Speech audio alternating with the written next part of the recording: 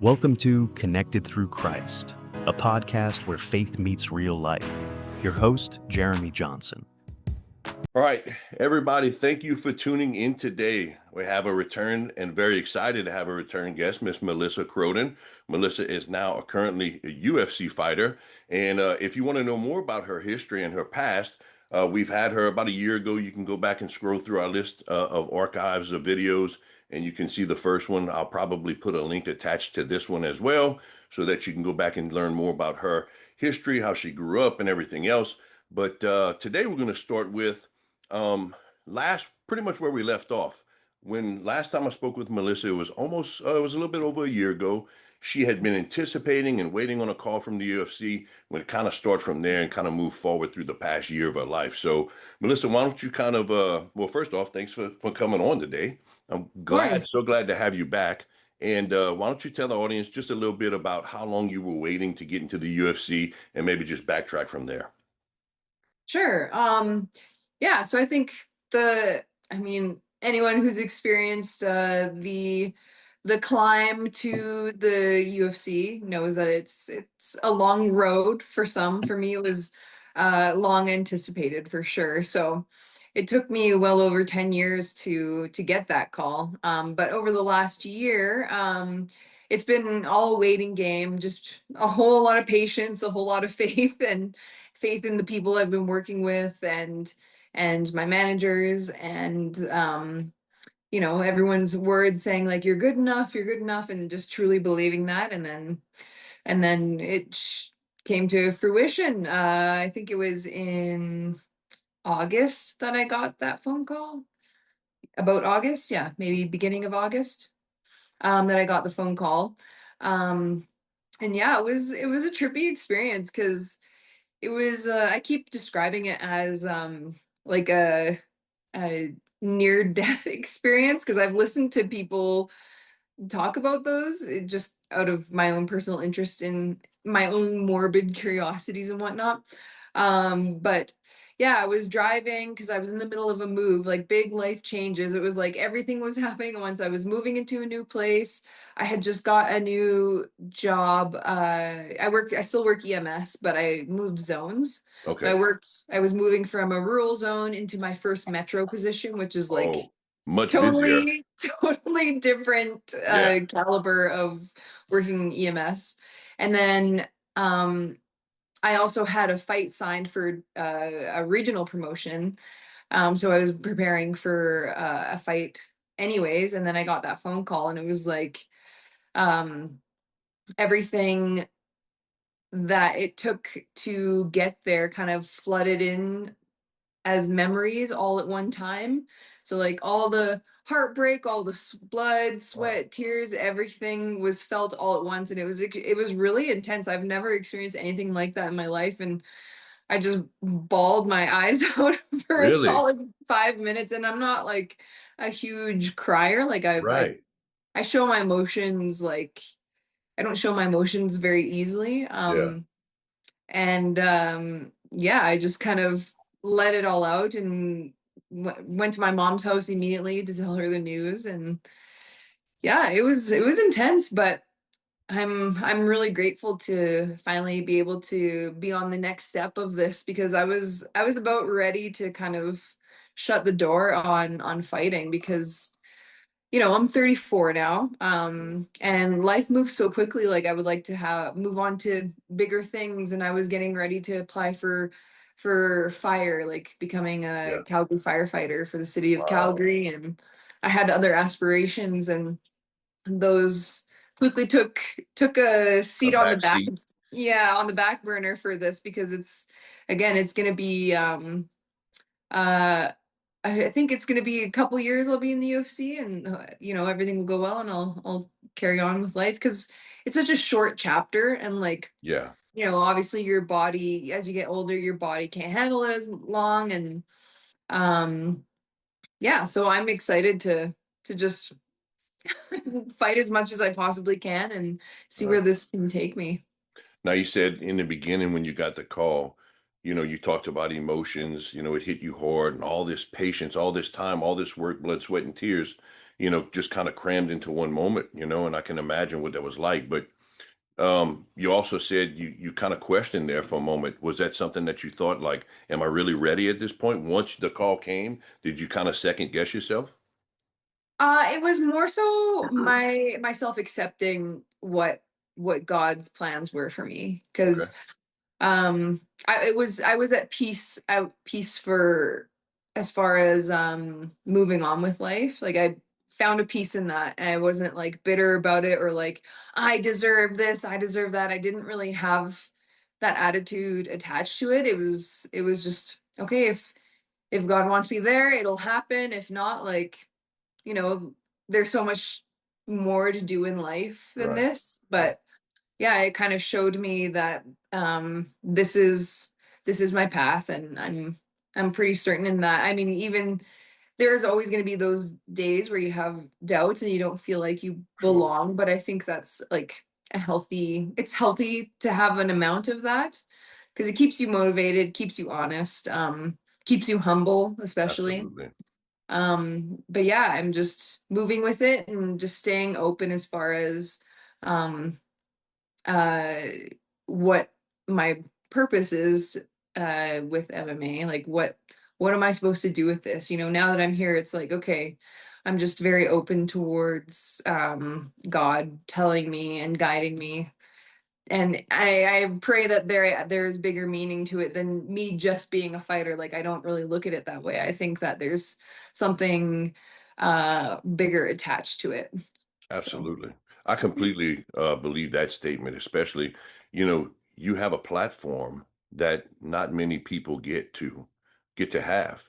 And so you have a lot of younger fans, male and female, even older fans, right? That look and will watch you now. And, not just you in the cage fighting, but outside the cage. No matter if you put a video of you, walking in the mountains, or you mhm. post something completely different, that personality comes out and people will gravitate towards that. And so even from a spiritual point of view, people will gravitate towards that as well, and that will motivate others to kind of follow that same path or know that they can go down that path. Right, yeah. Yeah, it's interesting. I actually got fan mail at the gym today from a fan from North Carolina, I believe it was, and there was scripture quote in the scripture in the card, and it was really lovely. And it's just having those moments like that, it reminds you, like, okay, people are watching me now. That's a huge responsibility. You have to understand that, like, there's a leadership role in that you don't have a choice to pick up with. Like, I'm picking it up with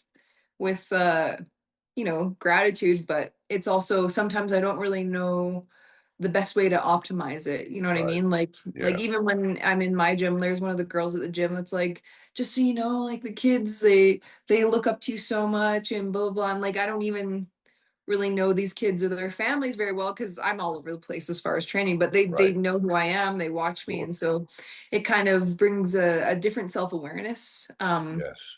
And you watch yourself in moments when you're interacting with people differently, especially in the gym, because you want to represent the sport well, like I do. Right. At least I don't want to Yes. represent it as like just a barbaric thing that people do. But it's really, there's so much character growth and like that comes from it. And but yeah, it's definitely a interesting that's new for me, having Yeah.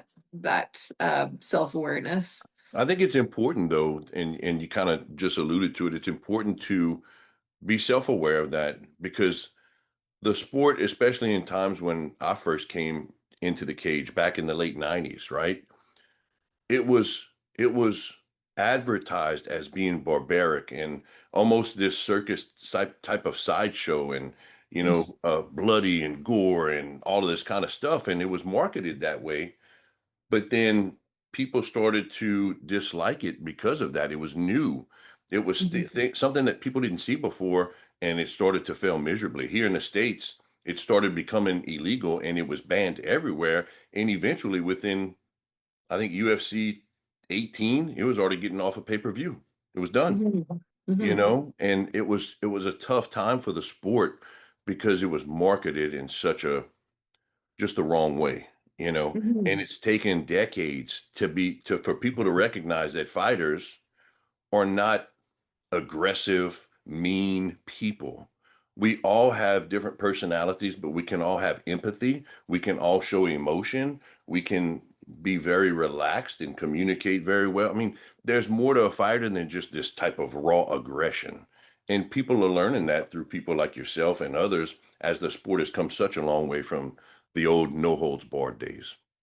Yeah, it's definitely well beyond a barbaric thing or form of entertainment, although people do want to see Oh blood and yeah. people do want to see people get hurt, and that's part of it, but it also is like, to me, I think it's like such a raw form of human expression, and Yeah. that's why I love it so much, because we're so like, as humans in the like a we're like these weird conscious beings in this like flesh suit walking around, and I think it's just an expression of like, um what it how we all got here is through some form of violence, right? Like we're all, you know, here because our ancestors survived a lot of violence throughout the history of humanity. So I think it's Right. like a good way to connect to that, and remember like we are, it's humbling in a way, but it also I think can transcend to something more beautiful, like Right. a painting.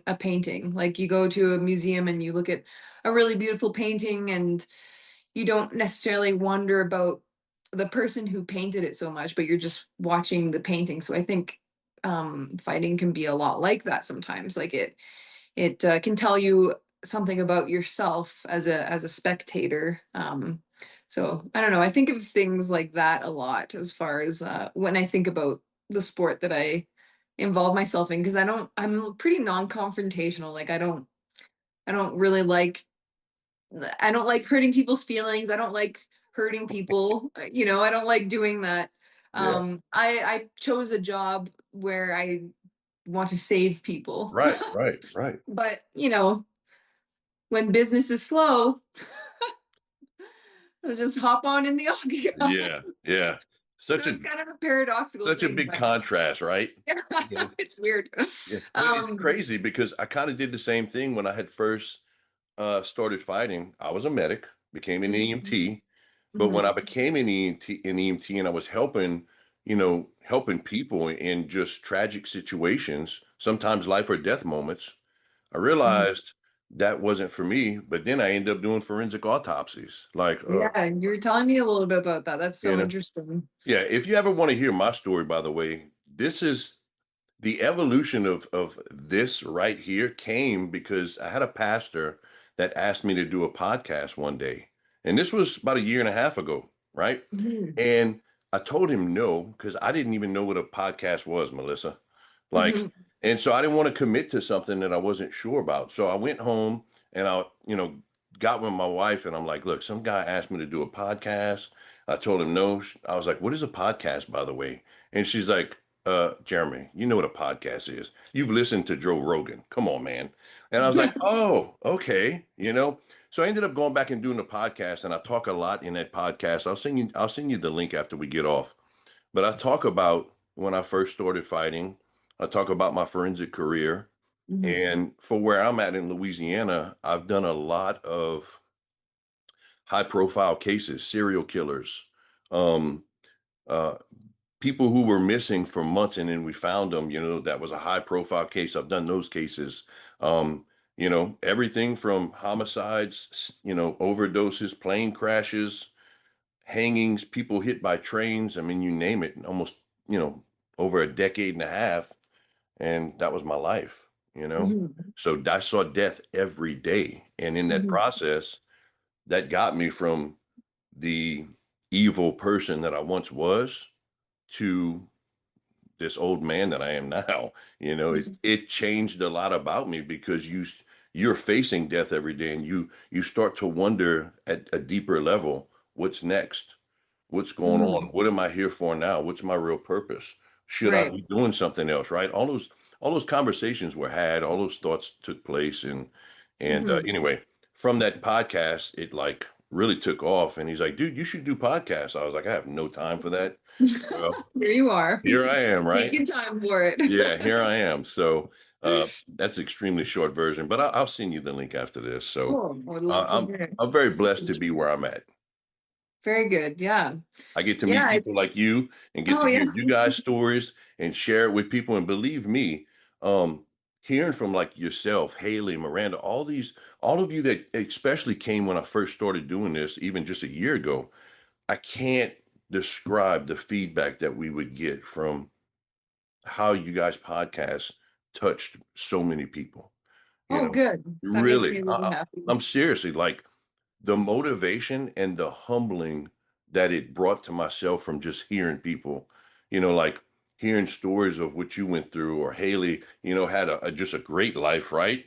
Her Mhm. story is kind of like she said, when you follow the right plan, this is the outcome, you know, through the trials, through the tribulations, or through the positive messages. We've had so much feedback for people, that it's motivated them, it's helped them. Oh, they needed to hear this today, and just so much more. I could go on forever, and that's why I still do it. You know, Oh, that's amazing. That's truly what it's all about, honestly. exactly, Yeah, absolutely. otherwise, why do anything? If you can't share what you're doing, then why do it? That's kind of what's kept me going for so long too, and like what allowed me to have so much patience until I got signed was just hanging on to that maybe there's more meaning in this. Maybe there's someone's life I can serve eventually through doing this. And yeah, that's a really powerful thing to hold on to. I mean, it kept me going. So Yeah, otherwise, like, I don't know, I find it hard to do something long term if there's no reason for it, you know? That's yeah, just how my brain works. yeah. No, I get it, but I can assure you, at least through things like this, and especially through the platform that you have today, you can most definitely and have definitely affected people's lives just with the message and just how you are, just being you, that helps others. It really does. Oh, well, that's a wonderful compliment. Thank you. No, I mean, Appreciate that. it's truth, and this is why I still am so driven to do it. For a while, it took a back seat for me because I was so busy with seminary and, Bible college and work and family. And I had to make this priority again because I saw what it did, and this is where it started for me. So I had to Good. get I'm back to glad it. the work's paying off. Yeah, I had to get back to it. So, so anyway, we were talking about your platform and talking about, you got your call. You may have went through a little doubt in the beginning, but you realize, hopefully you realize now you do have a better purpose, right? It's not just about fighting, right? But so much more. Of course, yeah. I don't always know what that is gonna look like or what that does look like, but I believe that. I Yeah. believe that every single day. Because a lot of people kind of look at fighting as a pretty selfish thing to pursue, and I understand like how that can be, you know, uh people can conclude that, but honestly there's just little things that happens. Like my here's a huge example is my uncle who lives in Ontario, which is on the other side of the province, flew all the way to Vancouver for my debut. He came to Vegas for my last fight, and he went with my dad. So it brought together two estranged brothers. They That's hardly awesome. ever talk, they haven't seen each other, and like they hardly ever see each other, but they were brought together just to Right. come and watch me fight and support me. So just little things like that really made it worth it in the long run. So hopefully it brings up, and like kids that I used to coach like came to my Vancouver fight, and I know I've known them since they were real young, and then seeing them at my fight as like little mini adults was very cool and touching. Yeah. And I know their parents have messaged me throughout the years saying that they're kids in martial arts now and they're pursuing this because of you, and that always means a lot to me. So Yep. I know it's like not large scale changes, but Mother Teresa always said, like, through small waves you can make changes, just Yeah. through small acts of kindness, and yeah, you have to start small with those things. Yeah, and that's exactly what I'm alluding to. Like you just said it yourself. Like that tells you that what you're doing, you're on the right path, right? You are affecting people in a very positive way. And Hmm. sometimes it's hard, like we can forget about those things, right? Because we have life in the fast lane, we get busy, we get Hmm. distracted. But sometimes it's good to take a moment to just think, right? And remember purpose, plan, and literally how we do affect other people's lives. And especially, like what you just alluded to, you're definitely doing that. So, and that's what's awesome, right? Especially even as an EMT, when you help somebody, it really feels good after you walk away from that situation. It does, yeah. Even when it's like, the quote unquote BS calls, like if you just treat the person with, with respect and do everything you can to make them comfortable, how, like, even if it's a silly call where you barely even do any treatments, like the back of the ambulance is, as you know, is noisy, it's bumpy, it's uncomfortable. Like, how can I make you more comfortable? Just like going out of your way to, it sounds silly, but like doing things like that makes a huge difference. And Mm. honestly, my coworkers that I've worked with so far in the city have been amazing. Like, they inspire me to be a better person, because the amount of patience that some of these medics have in the city is just, it's crazy. And like, they treat every single person with dignity and respect, even if it's one of those calls that like does not require 911 whatsoever. And it's just, yeah, like, Yeah, those people warm my heart and they make me want to be a better person. that's Because awesome. sometimes I'm like, Yeah. what is going on in my head during those calls? Like, it's so bad sometimes. I'm like, okay, I need to be more like my partner, who is being a little angel right now. Like, think like Uh-huh. them a little bit more. Right. Yeah. Yeah. So let me ask you this: throughout this past year of finally making it to the big show, especially after having patience and waiting so long, um, has the trials and the tribulations from the past year, has that helped you to grow in faith in you? Yeah, yeah, it has for sure. I think again, like holding on to a deeper meaning and purpose is always connected to God. So I think by holding on to that, that that hope that there is more meaning in what I'm doing has made my faith a lot stronger. Yeah, I'm learning more and more. How to discern uh if what I'm doing is correct or not, like. Mhm. And then there's other times where maybe I do feel more disconnected and separate from God, which is okay too. So I'm learning that, you know faith does waver sometimes, but Yeah, as long absolutely. as you're still seeking, and it's okay to ask questions and Oh, have your doubts, and just be honest with yourself, but always move in that direction, always yeah. strive for it. So I've always been like, especially in the last year or so, I've been barreling towards it more, and I feel more comfortable talking about Jesus and talking about God to people as in daily conversations. And when people meet you with resistance or non-belief, then it's okay too. I'm like, I don't feel like it's my place yet to become one of those people that, like Haley's grandfather, like he converted so many people Yeah. to Christianity. Like, I really hope I can be one of those people one day. I just don't know if I've been tested enough yet. But I think moving towards that is something that keeps me going too. But yeah, I think a lot of people that are able to convert people have always had difficult things happen to them. So Oh, yeah. I think it's like a time of where you're just um a time of preparation, it feels like right now for Absolutely. me. Yeah, Yeah. It's that's a kind good of way what to it put it. feels like. Yeah. Yeah. And it does, it takes, excuse me, it takes a lot of time. I can tell you even where I'm at today, like sometimes I'll still struggle with feeling is this door that's opening, is this me that really just wants this? or is this Right. what God has for me, right? Me, or is it God? And I still struggle with that as well sometimes. But I can tell you, it's time is what it takes to really get to that point, like what you were saying in referencing Haley's grandfather.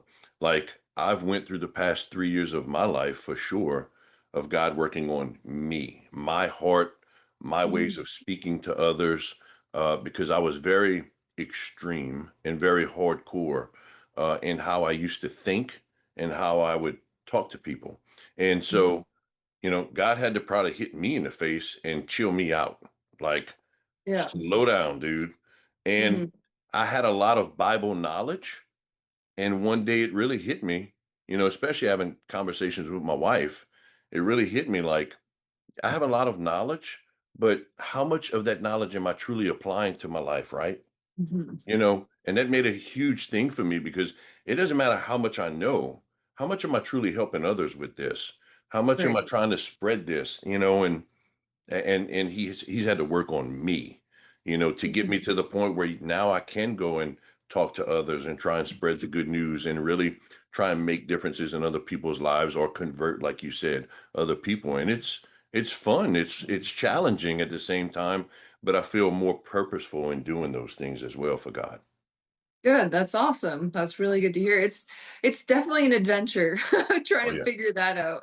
Yeah. But anytime I feel as if like maybe I'm not taking enough action to move towards that again, that position of leadership, like I always just try to like start small. Like I'll start with like seeing if my sister needs help with her kids. Like, do you need me to watch the kids today so you can go and do this? Like just little thing. It sounds so like obvious, like, oh, of course you should do that for your family, but it, like you said, life gets busy and people get in Yes. their own world. And I Yes. think like taking a second to maybe like seeing who you can serve in small ways, Hmm. or even like just spending your time with those people, like if they're family and friends, like giving them your undivided attention and your Yes. your awareness can mean a lot sometimes too. And again, it seems small, but I don't No. know. I struggle with that kind of stuff because I'm always in my own world. Like I gotta go train. I gotta go do this. Like you know, so you Yeah. get carried away and then you forget like, oh yeah, my purpose here is to serve. Like, how can I do that today? Yeah, right. Yeah. It's true. Like, my wife and I, we talk about it all the time. As we've served, we went in our local community and we've, um, we've worked with other local organizations to go help feed people, to go help and bring clothes to people who need, and to preach and pray for them at the same time. And it's humbling when to see that, especially those who truly need that. Um, they'll get emotional and oh my gosh, this helped me so much. You know, it's like the value to someone is so much different than the value to maybe what I think about it, right? The Mhm. value of taking time to go and help someone else that really needs is for them everything. Even though Mhm. for you, it might just be something small, it's Mhm. massive for them, you know? Yeah, And those small things do make huge, uh, you know, impacts on other people. for sure. Yeah, I agree. Yeah. I wanted to ask you too. I know you've kind of been in the big show now for a while. You've had your two fights.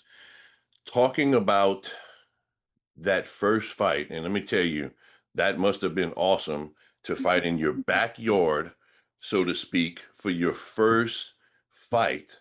I know you probably had friends, family that was probably able to attend, if not, definitely watch. How was that in, how was it different from the shows before? Um, the scale of the stadium was definitely something I've never experienced. It was Rogers Arena, which was a huge hockey arena. So that was like pretty mind blowing. And I know it was early prelims, but the stadium was pretty full Yeah. when I was the first fight of the night, and there Right. was quite a few people there already, and Yeah.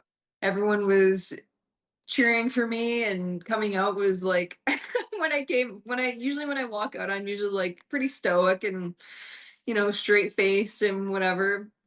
But as soon as I walked out and saw people cheering and trying to like give me a high five, as I walked out, like I could not help but just smile and just soak that moment in, because it was pretty incredible. Not a lot of people get to experience that. And so I was just like, what is happening? Yeah. And just kind of lived in the moment fully. So it was beautiful. Yeah, that's awesome that you tried to take it all in. I can't imagine what that would have been like, especially for your first one. So was when you finally stepped into the big show that night, you walk in, you make that walk, you get into that cage. How were your emotions and what were you thinking? I was thinking nothing. I was just Really? there to fight. Yeah. I Yeah. wasn't thinking anything. I was just like, okay, ready to go. As soon as you step in there, and it feels like I was primed pretty well fighting for LFA Yeah. to handle the lights of the UFC. Like I know what I'm doing. I've been fighting for a while now, and it just felt like another fight, honestly. It was just a bigger stage is all. Hmm. But as soon as that bell goes, like it's just me and her in there. Oh Nothing else yeah. really matters at that point. So Yeah. Yeah. mhm. I get Which it. is the best part about it. You don't have to think about anything. You're Just just, react. yeah, it's the Yeah. best. Yeah, oh yeah. I know. It's crazy because as fighters, we're all different. Uh Even champs like Tito Ortiz from way back in the day, George St. Pierre, which I'm sure you're familiar with GSP, they used to get extremely nervous before their fights. Yeah. Tito Mhm. used to throw up. GSP threw up before. And it's like, wait, Mhm. you guys get nervous before you fight? It's just strange because some fighters are very relaxed, some are very Mhm. emotional, some are very nervous, some even have a lot of fear before as they step in. Everyone's different. Yeah. I was definitely nervous for sure, but I think like as you start walking towards it, there's no need for it anymore. Like you're there, your adrenaline's going, like your body will take over, your muscle memory will take over, and you don't really need to do much thinking at that point. Right. But when you're waiting to make that walk is when it's like it's unbearable. Oh yeah. It's horrible. It goes from like yeah. I'm sure Let's just you get know it that over. feeling. Like I can't. I hope an asteroid hits this building right now. Like I'd prefer that than anything. You're just Yeah. getting your hands wrapped. You're like just waiting for some natural disaster. You're like, that'd be much better than this. Yeah. But then as soon as you start walking, you're like, all right, let's go. Like it just feels like your body and mind know what to do. Oh yeah. And yeah, like I Right. said, it's very like ancestral in our DNA. Like when we're going to war, I think you can't think of anything else, Yeah. like your body is primed to go and fight another human being. And I think a lot of people are um capable of doing that. They just are Yeah. too afraid to do it, which is totally fine. It's not for Yeah. everybody, but Oh no, it's not. yeah. Yeah. It's not. Not everybody wants to get punched in the face. No, but you don't feel anything anyways. You don't. I Like mean, when you get dropped, it's like you don't feel anything. It's just brain damage. yeah, yeah. I've been dropped in a fight before and I'm like, that didn't hurt. Like you Yeah. don't you don't experience pain the same in there. I've always No. thought that's kind of super interesting. It is because of your adrenaline and everything else that's going on, but you sure feel it after you calm down, Oh yeah, you like know? half hour after you're like, I Oh, can't yeah. walk. Yeah. Mhm. I know especially, like, for me, and I'm just saying because you brought it up, like, you were pretty much thoughtless. You didn't have any emotion too much. You're just ready to go when you get in the cage. And it's true, like, none of those things win fights. Fear doesn't win fight for you. Nervousness won't win a fight. These win your fight. Mhm. Not fear, not any other emotion. It's when it's go time, you just know what to do. You Mhm. trained for that moment. And so, yeah, your instincts just kind of kick in and no matter what emotion you have, if any, it does nothing for you really. At least for me, it didn't either. But I know Mhm. some people, even champions, they had a certain amount of fear when they stepped in, Mhm. or even nervousness or anxiety or any one of those emotions or feelings. But it doesn't do anything when you step in there and you're locked at cage. Yeah. You know? No, I don't think. Yeah, I think as soon as the cage doors close, it's like, okay, well, there's no escaping this. It's not Yeah. like I'm gonna back out now. So you just kind of accept what's happening. I think And yeah. I think that's what's hard for people on the outside that have never did any type of combat sports to understand about fighters is that, they always wonder, or there's a specific perception that, oh, we're just these type A people, type A personalities that are super aggressive and you have to be this and that. And it's really not like that at all. It's like a physical game of chess to some people, and it's so different for others. Yeah, it's a game. Like we're playing a game in there. There's few rules, but yeah, that's why they call it a game plan because I'm Yeah. trying to implement my plan in this game. Yeah. So it can be interesting that way too. Yeah. But yeah, it's cool once you get into a flow state in there. When you start like landing shots cleanly and you start Mhm. loosening up a bit, that's Yeah. always like my favorite when you're Yeah. able to get to that point and you're like, okay, I can move my feet a little bit more. I'm not as tense, like your muscles relax a little bit so they're more efficient. Like that's always my goal to get to that flow state as fast as possible because Yeah. Yeah. yeah, No, I get it's it. yeah. After your first fight and you came out with a win, when the ref raised your hand, how was that emotion? How was that? In front of your own hometown crowd? It was incredible. I think I was cursing under my breath a little bit in like excitement and like what is happening? It was pretty cool. But yeah, to like be able to win my debut, it's like yeah, it was cool. And then on the other side, I lost my second fight in the UFC, which is totally okay too. Like Yeah, yeah, it is how it is, right? Like yes. that's part of the adventure. Like one person, there's a 50-50 chance of you Right. winning and losing. Yeah. Um, again, it is just another learning experience. It means I have to make some changes into what I'm doing every day, and that's just part of life. Life includes loss, right? Like that's just how Yeah, it is. So there's right. no hurt feelings there. There's no That's awesome. just move along. That I that's actually messaged Luana and was like, "You want?" Because I'm going to Vegas pretty soon, and I'm like, "You want to train? Tell me that's how to get awesome. out of that scarf hold of yours." Yeah, yeah. It's so I frustrating. I know, but I'm glad that you took it that way because a lot of people do take it a lot harder than that. And Mhm. again, even from the outside in and looking at you, and even as a fighter, like that's your second fight in the UFC. You know, It- Yeah, you know, and to be honest, you get out of that position, there's a good chance you could have won the fight. Like yeah, I think that especially after watching your first fight, like I was impressed. I thought your stand up was great. I mean, we all have strengths, we all have weaknesses, and that's mhm, part of the game, right? Is to continue to work on those things and evolve to become better. And exactly. and only one Mhm. person gets to walk away that night a winner. That's just how it is. Yeah, but it's very hard, and I get upset even when I'm at the fights and I hear people in the back booing, or I Oh, I can't hate believe that. they can't do that. But hear me out though. Most of those people, probably 97%, 98 even, have never stepped in that cage. Never Oh, stepped in that cage and have no clue what it's really like inside of there. So it's like their comments mean nothing. oh yeah, it's just noise. Yeah. That's like the online comments is they are hilarious to me because first of all, you're barely even a real person to me, and second of all, they people will send you like death threats when you lose and stuff like What? that. It's whack. I'm just like, okay. Really? So did you Yeah. actually have a death threat? Well, people are just like they say really, really mean things. Yeah, yeah. I know. I know. Yeah, and I just honestly, I feel like the for my debut, I read some. I was like, I'm gonna read the comments on this because I knew there would be some at least one or two mean comments, and Uh-huh. sure enough, there were. And I was like, let's see if I can handle this. Like, let's just see if I can handle this mentally. And I read them. I'm like, that's hilarious to me. I think I'm okay. Yeah. But I think as long as you don't take yourself too seriously, then you can survive that kind of thing. But That's a key too, like, especially for your last fight. I had a new friend of mine that I just kind of started speaking with from a men's group that I go to, and he made his debut the weekend before your second fight.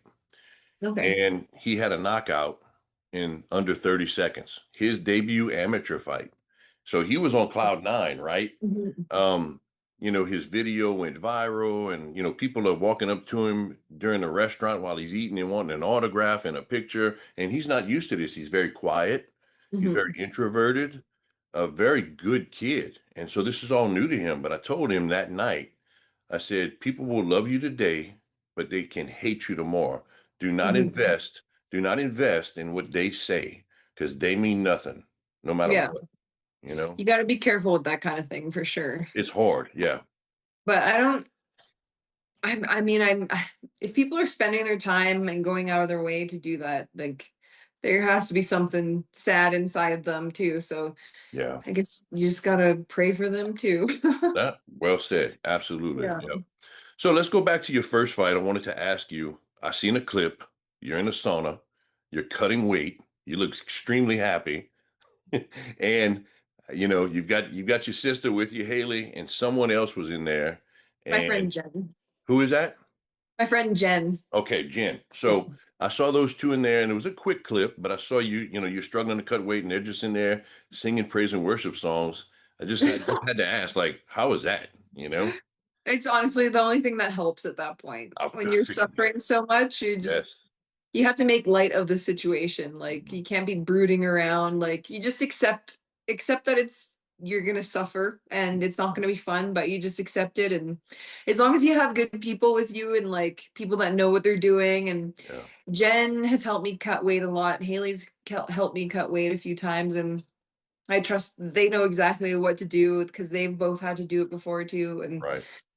but yeah, you get the music on and sing along and they'll dance around and entertain you and Yeah, I saw that. yeah, and like 10 minutes goes by quickly. You're like, okay, I can have a break now. Yeah. And then you just do that until Go you make back. weight. Yeah.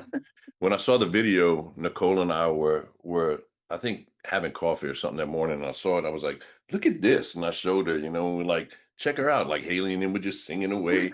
You all miserable in the background, and I was like, "This is so crazy." But it was cool. It was a great video. I Um, think I was singing along, but you just can't hear me very well because I was probably like weak. yeah, I bet you were. I Yeah. bet. Um, in the second video, I wanted to ask you for. I think this was for your second fight. I might be wrong. It might have been for your first, but I think it was for your second. There was a clip of you shooting a bow and arrow, Mm. and Alex Pineda watches your video and he commentates on it. And I don't know what he was saying, but I thought that was pretty cool. Did you see it? I did. Yeah, I saw that. Yeah, that was a pretty cool moment. I think that was for promoting my debut fight. Okay. All right. Yeah. But the UFC media guys messaged me and they said, "Do you have any footage of you shooting a bow?" And I was like, "Yeah, I'll send it to you." And I had no idea what they were going to do with it. I was like, "Here you go." And Yeah. so they just had Alex Pura sit down and kind of commentate on what I was doing. So Yeah. definitely one of those moments I was like, Alex Pura was watching me shoot a bow? Wow. Isn't it crazy? All right, so we talked about the Alex Pineda video, and just why don't you just wrap it up and summarize for you what the past year's been like for you? What's next for you, by the way? Yeah, to summarize, the past year has been quite exciting. Really happy to finally be fighting in the UFC. And I'm hoping to make a comeback in early spring. So Okay. I messaged my manager today, uh, um, and said, yeah, early spring should be good. And he's like, yep, I'm working on it. So I'm hoping to fight, at least 4 times this year would be ideal. But yeah, just take one fight at a time and Yeah. keep going. I'll be Awesome. training in Vegas quite a bit this coming year, and I'm thinking about doing my camp there. We'll see. But yeah, they just have really good training partners there and good Yeah. coaching and stuff. So Are you going to be doing it with Haley, or like where she's at, or you got somewhere else you're going? yeah, I'll go stay with Haley. Yeah. I just follow her around. Yeah. I noticed. I noticed now. Yeah, yeah. I was like, they really are like sisters. Yeah. Yeah. Yeah, I probably see her more often than I see my friends that live in the same city as me. Wow. Yeah. Yeah, Well, so we're listen, pretty close. thank you for joining us again. Appreciate your time. We're going to keep rooting for you in the future. hopefully maybe we'll get you back again, after your Yeah. next fight. But for those of you again who missed out on Melissa's first story, you can go back. I'll probably put a link in this one. Be sure to tune in and around the spring when you'll see Melissa fighting again. And we thank you for joining us today as we continue connecting through Christ. Y'all have a blessed day. Thanks for listening to Connecting Through Christ. Be sure to like, subscribe, and hit the notification bell so you never miss an episode. Share your thoughts in the comments. We'd love to hear from you. Stay blessed and keep growing in Christ. See you next time.